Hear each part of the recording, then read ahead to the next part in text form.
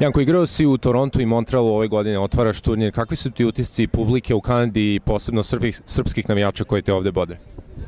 Toronto je jedan od mojih omiljenih master serija jer je, mislim, barem po meni, poznat kao grad gde uvek dolazi dosta navijača da bodri i Viktora, i Nenada, i Novaka, i mene.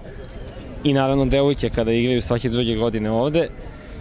I to je fenomenalno. Mi zaista nemamo puno prilika da igramo turnire gde će doći toliki broj navijača da nas bodri u prvom kolu, a to u ovakvim situacijama kad je konkurencija ovako jaka ume da napravi veliku razliku, tako da jeste da je teško, dolazimo s olimpijade, trava, vremenska zona, drugačija podloga i to sve, ali stvarno sam presrećan što sam ovde.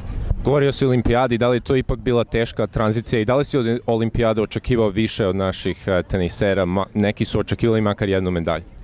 Pa, mislim, što se ostalih tiče, ne mogu da pričam u njihovo ime, znam verovatno da je Novak očekivao više od samog sebe i da ne pričam uopšte o Srbiji i tako dalje, ali što se mene tiče, imao sam jako loš žreb igrajući s Nalbandijanom u prvom kolu i onda već sa Iznerom u trećem, da nisam iskoristio šanse koje sam imao i mislim da se ne lažemo, očekivao sam više, ali nije se desilo.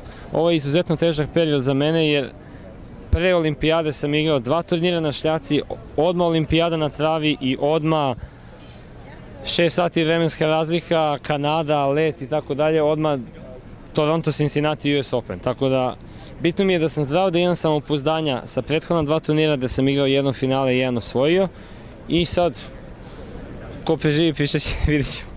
Tako je. Srbija je ipak pre bila poznata kao zemlja timskih sportova, vaterpolo, košarka, odbojka, ali u zadnje vreme su teniseri promenili tu sliku. Da li misliš da Srbija ima kapacitet da stvori još jednu ovakvu generaciju? Da ima kapacitet, ima sigurno. Problem je, stvar je u tome što moj brat radi kao teniski trener u Beogradu i u priči sa njim razumem da, naravno, zbog ovih dobrih rezultata, prvenstveno Ane, Novaka i Jelene, pokrenuo se talas mladih igrača koji su počeli da igraju i da treniraju i ima zaista brdo talentovane dece koji hoće da se žrtvuju za ovaj sport.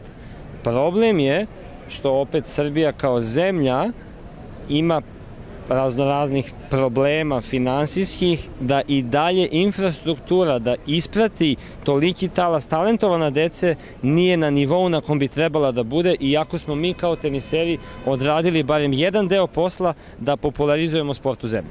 Eto. Kao što je slučaj sa mnogim sportovima. Janko? Ne želim da sad kukam i plačem, ali tako je u svim sportovima jednostavno. Da imamo talentovane dece, imamo sigurno. Sad, ja mislim da je najviše na njima da se sami izbore. Hvala puno, Janko, i srećno.